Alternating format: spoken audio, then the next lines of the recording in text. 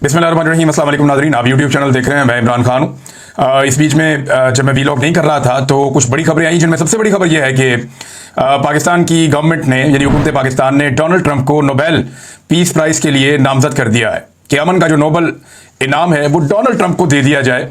ये उनकी खिदमात के एतराफ़ में किया गया या उन्हें खुश रखने के लिए किया गया, ये मैं आपको आगे चल के बताता हूँ। इमरान खान साहब की जमानत का मामला अटका हुआ है 9 मई के केसेस में, अदालत में वहाँ पे फैसला महफूज हो गया। उस हवाले से आपको बताऊंगा। बजट के हवाले से पाकिस्तान पीपल्स पार्टी के एतराज़ात और उसके बाद खुद ही बजट मंजूर करवाने का फैसला। अमेरिका ने जो बहुत बड़ा हमला किया ईरान के ऊपर, ईरान का रद्द-ए-अमल क्या होगा, ये सारी चीज़ें और इस खित्ते की सूरत हाल ये आपके सामने मैं भी रखता हूँ। लेकिन सबसे पहले एक मुलाकात होती है फील्ड मार्शल आसिम मुनीर की डोनाल्ड ट्रंप के साथ, और ये बंद कमरे में मुलाकात होती है।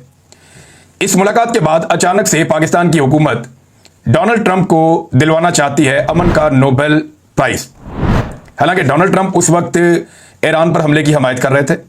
हालांकि डोनाल्ड ट्रंप उस वक्त इसराइल की जानिब से गाजा में जो अटैक किया जा रहा है उसकी भी हमायत कर रहे थे। हालांकि डोनाल्ड ट्रंप ये भी कह चुके थे बार बार कि गजा के रहने वाले फलस्तीनियों को वहां से किसी और मुल्क में मुंतकिल कर दिया जाए और गजा को तामीर करके वहां रियल स्टेट का एक बेहतरीन नया निज़ाम बनाया जाए।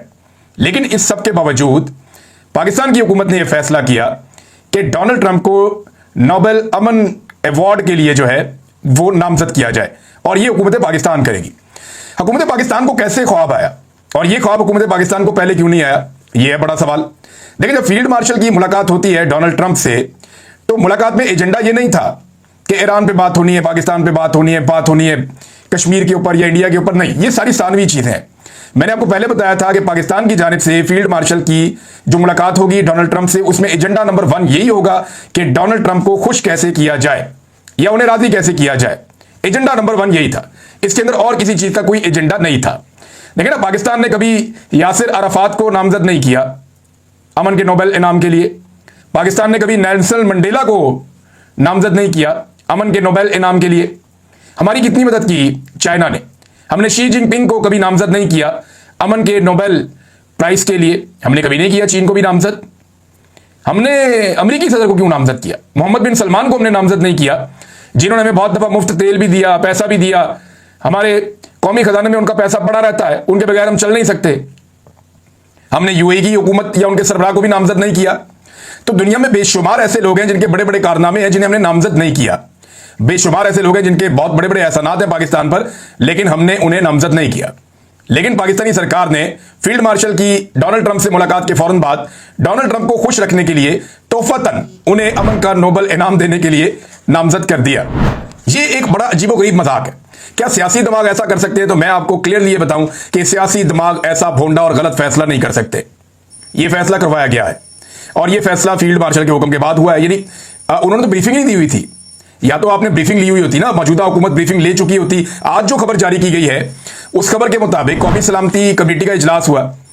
मेन खबर तो यह है कि जनाब अमेरिका का जो हमला है उसके बाद पाकिस्तान ने एक मजम्मत जारी की है, लेकिन इसमें अमेरिका की मजम्मत नहीं की, ना डोनाल्ड ट्रंप की है, बल्कि हमले की मजम्मत की है और यह कहा है कि जौहरी तनसीबात पर हमला आलमी कवानीन अक़वाम मुत्तहिदा के चार्टर के मुनाफी है। लेकिन इस खबर के अगर आप नीचे जाए ना एंड में, तो वहां पर एक बड़ी जबरदस्त चीज लिखी हुई है। इसमें यह बताया गया है कि ये जो कौमी सलामती कमेटी का एक इजलास हुआ है, इसके जो मकसद था वो ये था कि आर्मी चीफ ने यहाँ पे एक ब्रीफिंग भी देनी थी और बताना था कि क्या बातचीत हुई है डोनाल्ड ट्रंप के साथ उनकी, और ये मामला भी यहाँ पे रखे जाने थे। तो अब यहाँ से आप अंदाजा कर लेंगे, आज इन्हें पता चल रहा है कि डोनाल्ड ट्रंप के साथ फील्ड मार्शल की क्या बातचीत हुई, लेकिन अमन का नोबेल प्राइज देने का जो नामजद करने का ऐलान है वो पहले इन्होंने कर दिया। कैसी अजीब चीज है। तो वो पहले इन्होंने इसलिए किया कि इन्हें हुक्म आ गया था, और हुक्म कहां से आता है? जिनके ये गुलाम हैं, जो इन्हें इक्तदार में लेकर आए हैं। तो ये मिलिट्री एस्टेब्लिशमेंट के ऑर्डर के ऊपर मौजूदा हुकूमत ने फौरी तौर पे अपने जूते पॉलिश करने की रवायत को बरकरार रखते हुए फौरन इसके ऊपर अमल दरामद किया और डोनाल्ड ट्रंप को नामजद कर दिया। अच्छा, डोनाल्ड ट्रंप की नामजदगी के बाद मैंने एक बात अर्ज की थी, मैंने ट्विटर के ऊपर ट्वीट भी किया था। मैंने ये कहा था कि आज के बाद ये हुकूमत अपनी गलतियों के अलावा डोनाल्ड ट्रंप की गलतियों की सजा भी भुगतेगी। लेकिन वो एक मुल्क का सदर है, वो कुछ भी गलत करेगा, इनके खाते पड़ जाएगा। तुम तो इसको अमन का नोबेल इनाम देना चाहते थे, कल को वो फलस्तीनियों के खिलाफ कुछ कर दें, ईरानियों के खिलाफ कुछ कर दें, पाकिस्तान के खिलाफ कुछ कर दें, तो आपने तो उनको अमन के नोबेल इनाम के लिए नामजद किया हुआ है ना अजीब बात। ये पाकिस्तान की वो सरकार है जिन्होंने डोनाल्ड ट्रंप को अमन के नोबेल इनाम के लिए नामजद किया। जिन्होंने खुद दो ऐसे लोगों को जेल में कैद रखा हुआ है मुबैना तौर पे, जिन दोनों को नामजद किया गया है अमन के नोबेल इनाम के लिए, बारन बलोच साहिबा और इमरान खान। ये दोनों जेल के अंदर, दोनों को कैद किया हुआ है, दोनों की नामजदगियां मुबैना तौर पे हो चुकी हैं। और यही हुकूमत जो मुस्तहिकीन को बंद कर देती है वो डोनाल्ड ट्रंप को नॉमिनेट कर देती है। अच्छा, उसके बाद डोनाल्ड ट्रंप ने जनाब 24 घंटे नहीं गुजरने दिए, उन्होंने अपने B-2 बम्बर्स जो हैं उनको भिजवा दिया। ईरान के ऊपर खौफनाक अटैक हो गया। उनकी जो एटमी तनसीबात हैं वो उसे कहते हैं जी हमारे एनर्जी पैदा करने के सोर्सेज हैं। अमेरिका कहता है नहीं जी, यहां पे ये यूरेनियम को इतना तगड़ा कर देंगे कि ये एटमी कुव्वत बन जाएंगे बहुत जल्द। ईरान कहता है जी हम एटमी कुव्वत बनने नहीं जा रहे। अब वहां पे अमेरिका ने खौफनाक बमबारी की है। उस बमबारी के असरात क्या हो सकते हैं, ये बड़ा खौफनाक है। यानी डोनाल्ड ट्रंप ने जो किया उसके मुताबिक, मैं आपको यहां पे एक खबर पढ़ के सुनाता हूं, आपको हैरत होगी कि ये कितने बड़े खतरे से खेला गया है। ये जनाब आलमी जौहरी तवानाई एजेंसी के डायरेक्टर हैं राफेल ग्रोसी, उन्होंने खबरदार किया है कि जौहरी तनसीबात पर मुसल्लह हमले कभी नहीं होने चाहिए, क्योंकि ऐसे हमलों के नतीजे में ताबकारी फैल सकती है जो सिर्फ हदफ बनाए गए मुल्क तक महदूद नहीं रहती बल्कि सरहदों से बाहर भी असरअंदाज हो सकती है। अरबों लोगों की जिंदगियों को खतरे में डाला गया।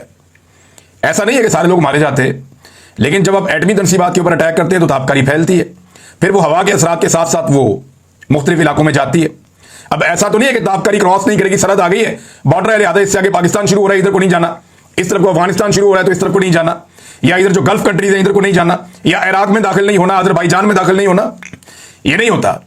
फिर होता यह है कि ताबकारी फैलती है और उससे करोड़ों अरबों लोग मुतासिर हो सकते हैं।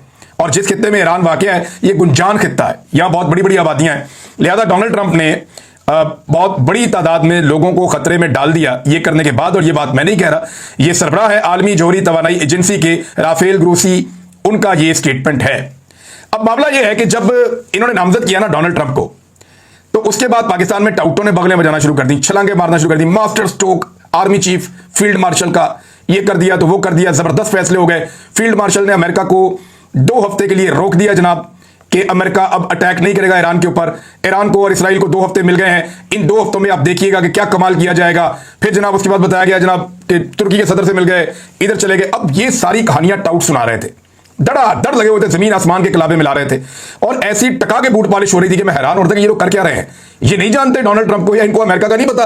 अमेरिकन एस्टेब्लिशमेंट तो कुछ भी फैसला कर सकती है, इतना बड़ा जुआ आप कैसे खेल सकते हैं। और फिर वही हुआ, इतना बड़ा काम कर दिया अमेरिका ने कि पूरे खित्ते की सिक्योरिटी को खतरे में डाल दिया।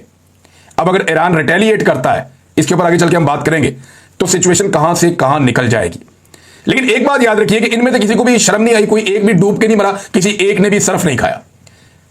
ये सारे के सारे लोग जो हैं ये उछल उछल के छलांगे मार मार के कह रहे थे कि ये बहुत बढ़िया फैसला है, बड़ा कमाल फैसला है। अब इनमें से बाद जो है वो बगलें झांक रहे हैं और शर्मिंदा हो रहे हैं। हत्ता कि वो लोग जो एस्टेब्लिशमेंट और मुस्लिम लीग नून के बहुत करीबी समझे जाते हैं, कुछ ऐसे लोग जिनके जमीर जागे हैं, उन्होंने कहा यार खुदा का वास्ता माफी मांगे और ये अमन के नोबेल इनाम वाला मजाक वापस लें। लेकिन इनका मकसद सिर्फ और सिर्फ डोनाल्ड ट्रंप को खुश करना था। इसका कोई अमन के साथ ताल्लुक नहीं है, इंसाफ के साथ ताल्लुक नहीं है, इसका कोई डोनाल्ड ट्रंप की शख्सियत में कुछ ऐसा, क्योंकि डोनाल्ड ट्रंप की एक बड़ी पुरानी ख्वाहिश है कि उन्हें अमन का नोबेल इनाम मिले। ये बहुत पुरानी ख्वाहिश है डोनाल्ड ट्रंप की और उस ख्वाहिश का वो अपने मुंह से इजहार भी कर चुके हैं। लिहाजा इन्होंने नामजद करके डोनाल्ड ट्रंप को खुश करने की एक कोशिश की है। कुछ लोग ताने दे रहे थे पाकिस्तान तहरीक इंसाफ को, तो बात सच है, तहरीक इंसाफ को उम्मीद थी डोनाल्ड ट्रंप से, और वो इसलिए थी कि जो बाइडेन की हुकूमत में पाकिस्तान में रिजीम चेंज किया गया था, तो ये एक नफसियाती तौर पे एक नॉर्मल चीज थी कि इनका झुकाव डोनाल्ड ट्रंप की तरफ बढ़ना था कि अगर जो बाइडेन आ जाता है या कमेला आ जाती है तो इनके दौर में तो हमारा रिजीम चेंज किया गया है, तो इनके साथ तो हमदर्दी तहरीक इंसाफ की हो नहीं सकती थी, उनकी हमदर्दी गई डोनाल्ड ट्रंप की तरफ और ये फितरी था। लेकिन उसके बाद डोनाल्ड ट्रंप ने जिस तरह की चीजें की या इस हुकूमत ने डोनाल्ड ट्रंप को जैसे राजी किया या जो कुछ पेश किया उनके सामने, ये नामजदगी जो है ये भी पेश किया जाना जनाब, ये भी हम आपके सामने पेश कर रहे हैं। हम कभी आपको मादनियात पेश कर रहे हैं, कभी अपनी खारजा पॉलिसी के अंदर जो आप चाहते हैं वो करना पेश कर रहे हैं, आपको हर चीज पेश कर रहे हैं, अपनी खुद मुख्तारी, अपने आजाद फैसले आपके आगे पेश कर रहे हैं, हत्ता कि हम अमन के नोबेल इनाम के लिए आपकी नामजदगी भी आपके आगे पेश कर रहे हैं। तो इतनी ज्यादा गिरी हुई, इतनी ज्यादा कमजोर और इतनी ज्यादा मैं क्या कहूं इस हुकूमत को, बुज़दिल हुकूमत मैंने अपनी जिंदगी में नहीं देखी जो इन्होंने किया। और डोनाल्ड ट्रंप को खुश करने के लिए इन्होंने वो काम किया कि ईरान जो पाकिस्तान का हमसाया उसको भी नाराज किया। डोनाल्ड ट्रंप ने चले जाना है, 4 साल की हुकूमत होती है उनकी, दूसरा टर्म है उनका, तो ये 4 साल के बाद ये डोनाल्ड ट्रंप नहीं होगा। लेकिन याद रखिएगा कि ईरान यहीं पे होगा और ईरानियों को याद रहेगा कि जिस वक्त पाकिस्तान ने डोनाल्ड ट्रंप को नामजद किया उस वक्त ईरान के ऊपर अटैक हो रहा था और अमेरिका उसके अंदर शामिल था, ये सारी दुनिया जानती है। भारत ये खुश रखना चाहते हैं। अब कुछ डाउट्स ये कह रहे हैं जनाब ये तो पाकिस्तान ने एक कोशिश की थी कि डोनाल्ड ट्रंप को अमन के नोबेल पीस प्राइज के लिए नामजद करें, इससे वो बहल जाएगा और इसके नतीजे में वो ईरान पर हमले से बाज रहेगा। तो ये हमारी एक हिकमत अमली थी भाई, फिटे मुंह तुम्हारी हिकमत अमली थी भाई।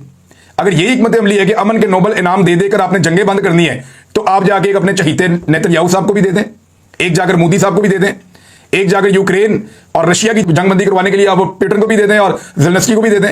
जहां जहां पे दुनिया में जंग हो, जो जंग करने वाला लीडर हो, उसको जाके आप हिटलर को भी एक दिलवा दें जिसने दुनिया में जंग छेड़ी थी, कि जनाब इसको भी दे दो। अमेरिकन सदर को पुराने को कब्र से निकाल के उसको भी दिलवा दें जिसने हिरोशिमा और नागासाकी के ऊपर बम्बारमेंट या एटम बम के हमले का ऑर्डर दिया था।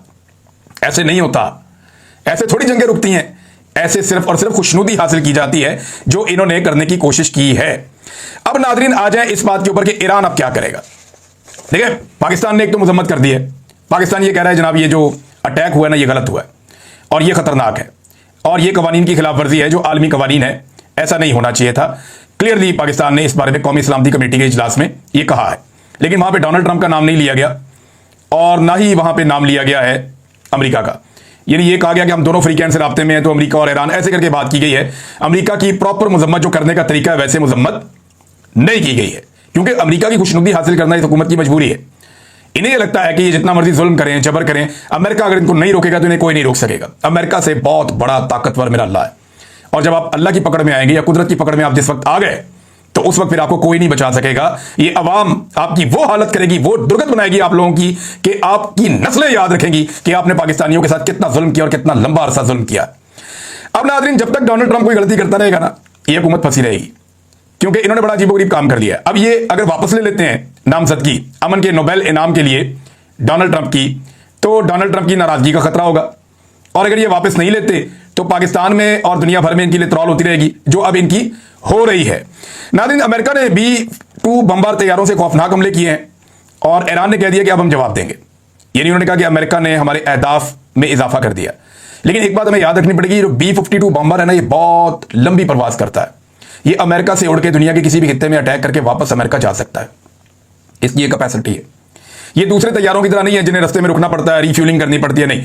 ये बड़ा जदीद तरीन तैयारा है और ये दुनिया के सबसे खौफनाक बम मारता है, जो जेर जमीन बंकर्स को तबाह कर देते हैं और बहुत नीचे तक जमीन के अंदर गहराई में जाकर तबाही फैलाते हैं। अमेरिका का दावा है कि उसने अचीव किया है कुछ, जबकि ईरान का और रशियन एक्सपर्ट हैं, कुछ और लोग हैं, वो ये कह रहे हैं नहीं, अमेरिका जो अचीव करना चाहता था वो हासिल नहीं कर सका।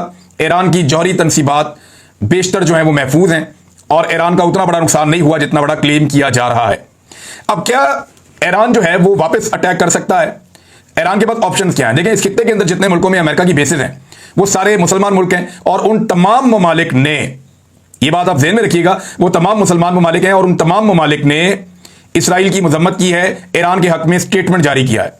तो क्या ईरान उन मुल्कों के अंदर जो अमरीकी बेसिस है उन पर अटैक कर सकता है? हालांकि अमेरिका ने अभी तक उन मुल्कों में मौजूद अपनी बेसिस को ईरान के खिलाफ इस्तेमाल नहीं किया, वहां से हथियार नहीं गए, चीजें नहीं गए। ईरान इस तरह का हदफ हासिल करेगा या कुछ ऐसा नुकसान करने की कोशिश करेगा अमेरिका का, जिसमें मेरे ख्याल में हमसाया ममालिक इन्वॉल्व शायद नहीं होंगे।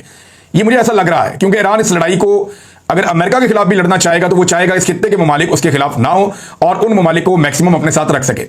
यहां पे एक स्टेटमेंट जो है वो मार्को रूबियो का गालिबन स्टेटमेंट था कि ये तमाम मुसलमान मुल्क हमारे साथ खड़े हैं और ये कहते हैं जी अपनी आवाम की खातिर हम बाहर बाहर से मजम्मत करते रहेंगे और अंदर से हम आपके साथ मिले हुए हैं, आप मारें ईरान को। मेरे ख्याल में ये भी एक सियासी स्टेटमेंट है ताकि मामले को भड़काया जाए, ताकि ईरान को मजबूर किया जाए और एक लड़ाई बढ़ाई जाए। ईरान किसी ना किसी मुसलमान मुल्क के ऊपर किसी जगह पे वो दागे अपने मिसाइल अमरीकी बेस के ऊपर और एक नया जवाब बन जाए। लेकिन देखते हैं इसमें क्या होता है, फर्दर हम देखते हैं, क्योंकि अमेरिका अगर नहीं रुकता तो फिर ईरान के पास ऑप्शंस महदूद हैं, उन्हें जवाब देना पड़ेगा। ये एक लंबी बहस है, इस पर आप कुछ भी प्रिडिक्ट नहीं कर सकते। जंग है ना, ये आप नए हरबस को बंद कर सकता है ईरान, इससे दुनिया के अंदर जो एनर्जी की सप्लाई है उसका 20% रुक जाएगा। यहां से तेल गैस बाकी चीजें जाती हैं, तो जब ये रुक जाएंगे तो दुनिया के अंदर इन चीजों की कीमतें बढ़नी शुरू हो जाएंगी, पूरी दुनिया की सनत इससे मुतासिर होगी। ईरान ये भी कर सकता है। ईरान के जो मिसाइल के ज़खायर हैं वो हैरान कुन हद तक परेशान कुन साबित हो रहे हैं। मतलब कि अब 20 से ज़्यादा अटैक कर चुका है ईरान, यानी एक वेव जाती है मिसाइलों की, फिर दूसरी जाती है, फिर तीसरी जाती है, और कामयाबी के साथ उसने इसराइल के अंदर अपने अहदाफ को निशाना बनाया। हालांकि इसराइल ने भी ईरान का बहुत बड़ा बड़ा नुकसान किया है, बड़ा हैवी डैमेज किया है। अमेरिका ने भी ईरान का नुकसान किया है, ऐसा नहीं है कि नुकसान नहीं हो रहा। पूरी की पूरी ईरानी फौजी की आदत जो है वो मार दी गई एक ही रात में। उसके बाद जो है वो उनके साइंटिस्ट, जो बड़े कीमती साइंटिस्ट थे, वो भी कत्ल कर दिए गए, शहीद हो गए सारे। ईरान के शहरियों की शहादतें ज्यादा हैं, लेकिन ईरान की जानिब से जो रिटेलिएशन है वो बेमिसाल है, ऐसा हमने पहले कभी नहीं देखा। यानी इसराइल पर आज जो बम्बारमेंट की गई है, इन हमलों में खैबर शिकन, अमाद और फताह 1 मिसाइल इस्तेमाल किए गए हैं। अच्छा, ये मिसाइल जो है इनमें से बेशतर पहले इस्तेमाल नहीं किए जा रहे थे। ईरान ने तकरीबन 15 मिसाइल दागे इसराइल के ऊपर। इसराइल की रोकने की कैपेसिटी कमजोर हो रही है, इस वजह से ईरान के अब मिसाइल जाकर अपने टारगेट्स को ज्यादा हिट कर रहे हैं माजी के मुकाबले में। ये ईरान की कामयाबी है। ईरान लगातार इसराइल के ऊपर दबाव बढ़ाता चला जा रहा है। कुछ खबरें ऐसी भी हैं कि इसराइल चाहता है कि अब जंगबंदी हो जाए, लेकिन ईरान शायद जंगबंदी पे इतनी जल्दी आमादा नहीं होगा। जो कुछ इसराइल ने ईरान के साथ किया और खासतौर पर जो अमेरिका ने एक बड़ा अटैक किया है, इसका ईरान को जवाब देना पड़ेगा। यानी ईरान के अंदर इतना प्रेशर है लोगों का, उनकी हुकूमत के ऊपर भी। दूसरा, उनका अपना एक बड़ा लंबा तारीखी पस मंजर है। मुझे ऐसा लगता है कि ईरानी कहीं ना कहीं जवाब देंगे। किस तरह देंगे इसके बारे में भी कुछ कहा नहीं जा सकता। अब आ जाए पाकिस्तान के अंदर खबरें क्या है नादरीन, ये मैं आपके साथ शेयर कर देता हूं। नंबर 1 तो ये कि इमरान खान साहब की जमानत के मामले पे फैसला महफूज हो गया है और ये 9 मई के हवाले से केसेस हैं। 8 केसेस थे गालिबन, इनकी जमानत का मामला था लाहौर हाई कोर्ट में, लेकिन ये फैसला फिर महफूज हो गया। और महफूज फैसला आपको पता है गैर महफूज होता है जब तक ये सुना ना दिया जाए। तो अदालत के अमले ने बताया वहां मौजूद लोगों को कि ये फैसला कल सुनाया जाएगा। अब कल के दिन में पाकिस्तान तरीके इंसाफ के लोग सारे जाएंगे फैसला सुनने, देखते हैं कितनी बड़ी तादाद में पहुंचते हैं। ये तरीके इंसाफ का एक और इम्तिहान है और देखते हैं फैसला इमरान खान के हक में आता है या नहीं आता। ये अदालत का एक बहुत बड़ा इम्तिहान है, क्योंकि ये तो बिल्कुल दूध का दूध और पानी का पानी है। सारी दुनिया जानती है कि 9 मई के केसेस में एक बंदा जो जेल के अंदर बंद था, एक बंदा जिसे उठा लिया गया था गैर कानूनी तौर पे, उस बंदे का कितना कमल दखल हो सकता है, ये तो सारी दुनिया जानती है। नाज़रीन, एक और खबर है, वो ये है कि पंजाब में बेकायदगियों और बेज़ाब्तियों के हवाले से ऑडिट रिपोर्ट आई है। अच्छा, इसमें ऐसा नहीं होता कि सारे पैसा कोई अपनी जेब में ले जाता है, लेकिन इसके अंदर से बेशुमार पैसा करप्शन की नजर हो जाता है जब ये बेकायदगियां और बेज़ाब्तियां जो हैं इनको छापा जाता है। इसमें मीडिया रिपोर्ट्स के मुताबिक लंबे चौड़े पैसे जो हैं वो 10 खरब रुपया तकरीबन जो है वो खुर्द-बुर्द हुआ है, या इसकी बेकायदगियां और बेज़ाब्तियां हैं। अब ये जो पैसा है ये मोहसिन नकवी और मरियम नवाज के दौर का है। हालांकि इंफॉर्मेशन मिनिस्टर पंजाब ने गुमराह करने की कोशिश की कि ये परवेज इलाही के दौर का है, मुन्नस इलाही को ताने देते हुए सोशल मीडिया पे, लेकिन एक्चुअली जो ये अदवार हैं ये मोहसिन नकवी और मरियम नवाज के हैं और ये दोनों ही पाकिस्तान की मिलिट्री एस्टेब्लिशमेंट के जो सरबराह हैं उनके बड़े चहीते हैं।